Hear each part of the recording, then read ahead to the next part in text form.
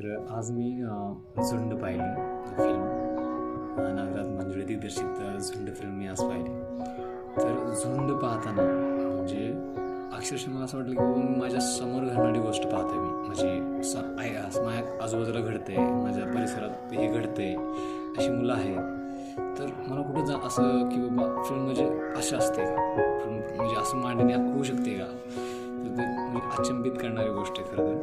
ते फिल्म म्हणजे hats off त्या फिल्मबद्दल बोलायला आता शब्द व्यक्त होऊ शकत नाही. म्हणजे एवढी किती नॅचरली आणि रिअल म्हणजे सत्यकथा मांडली आहे. तर खरंच ते झुंड आपण सर्वांनी पाहावे. मी एक अभ्यासक म्हणून पाहिली, मी एक मनोरंजन म्हणून पण पाहिली आणि मी एक माणूस म्हणून पण पाहिली. तर खरंच चित्रपट म्हणजे भन्नाट आहे, त्याबद्दल विषयच नाही. म्हणजे इतका ती प्रत्ययात उतरल्यासारखं असं व्यक्त त्यांनी केलेलं आहे. आणि त्या चित्रपटामध्ये जे सत्य घटना दाखवलेली आहे, तर बाबा विजय बोराडे सर म्हणून जे पात्र आहे त्याच्यामध्ये, तर हे एक स्लम एरियामध्ये ॲक्टिव्हिटी करतात. जे अशी मुलं जी की ज्या मुलामध्ये कला आहे, त्यांना व्यक्त व्हायचं, त्यांना यायचं आहे पुढं, तर त्यासाठी ते प्रयत्न करतात. तसंच मला आज इंडस्ट्रीमध्ये नागराज मंजुळे वाटले.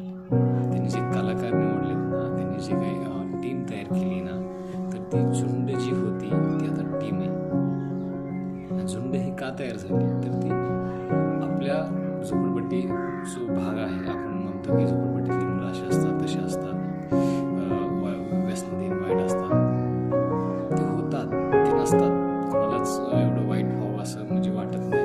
तर ते होतात, ते परिसरच तसा तो घडत जातो आणि तो दुर्गंधी म्हणून दुसरीकडे नाकारला जातो आणि तुच्छ लेखला जातो. त्याच्यामुळे ते अजून जास्त होत जातं. तर हे चित्रपट आपल्याला हे जाणवं.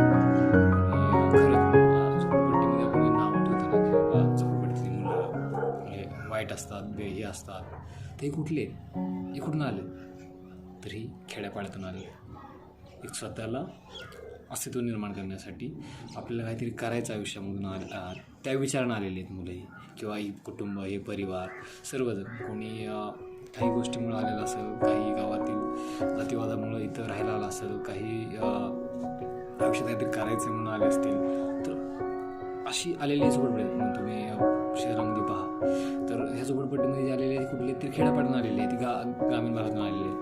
आणि इथं आल्यानंतर पहिलं माध्यम राहण्यासाठी पहिलं जी सोर्स आहे राहण्याचा, तो कुठं आहे, तर जिथं स्वस्त आणि व्यवस्थित राहू शकतो असं. तिथं एक त्याला आपण झोपडपट्टी नाव देतो, त्याला बदनाम खराब करण्याचा प्रयत्न करतो, हे असेच असतात, हे तसेच असतात, हे तुमची लेखत गेले. त्याच्यामुळं त्यांच्याबद्दल दृष्टी तशी झाली, समाजाची, प्रत्येकाची, आपली सगळ्यांची दृष्टी तशी होत गेली आणि ते वाईट असतात. पण ती वाईट नाही, तर ते झाले, तिथली व्यवस्थित ते अडकून पडले. बदलायला आलेली माणसं आज तिथलं जीवनच बदलायला विसरून गेले. म्हणजे ती हतबल झालेली. झोपडपट्टीमध्ये ते गुंड असतात, मारवाई असतात, करतात, ते असे असतात, वाईट लागतात. तसं नाही, झोपडपट्टीमधून आहेत ना, त्यांची कला आहे, त्यांचं अस्तित्व आहे, वास्तव्य आहे.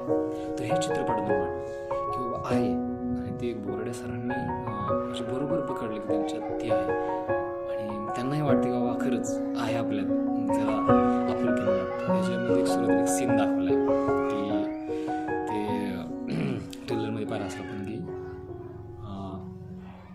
बॅट, सळया आणि काय म्हणतात कोयता, ही काय असेल ती म्हणजे लाकूड जी मांडण्याची जी काय साहित्य आहे, ती भांडणं करण्याची, ती सुरुवातीला दाखवली आहे.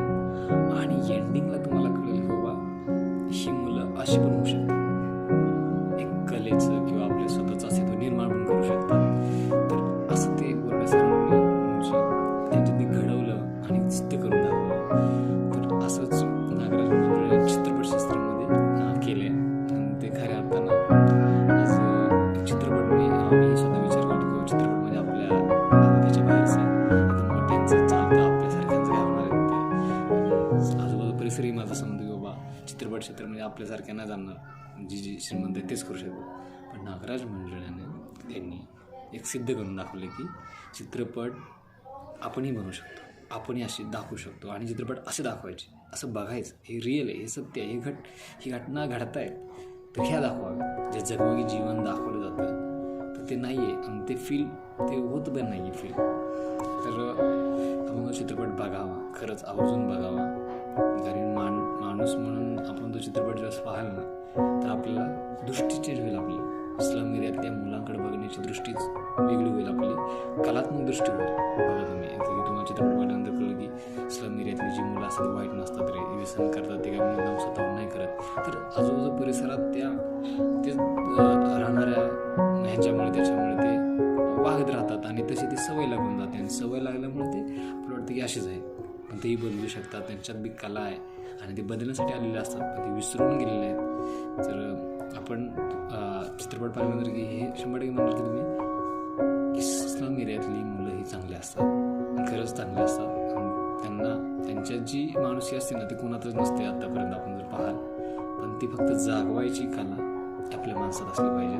तसं त्यांना आपण योग्य मार्गदर्शन भेटलं पाहिजे. तसंच बोराडे सर आणि नागराज मंजुळे तर तेही फिल्म इंडस्ट्रीमध्ये एक माणूस म्हणून घडवतात प्रत्येकाला. आणि बोराडे सर रिअल लाईफमध्ये त्यांच्या प्रत्येकाला असं एक माणूस म्हणून घडवत आहे. तर अशी व्यक्ती निर्माण व्हायला पाहिजेत. आणि झुंड पाहिल्यानंतर मी खूप आनंदी झालो आहे. मला पहिला चित्रपट असा म्हणजे हिंदीतला वाटलं की बाबा खरंच की असंही आपण मांडू शकतो आणि असंही चित्रपटाची भाषा असू शकते. चित्रपट हा बघताना एक साधं सरळ सिंपल जीवन आपल्याला कळून देईल आपलं. आणि आपण सर्वजण थिएटरमध्ये जाऊन चित्रपट अवश्य बघावा आणि भरपूर जाणीव होईल की आपल्याला की दृष्टीच आपली बदलून जाईल.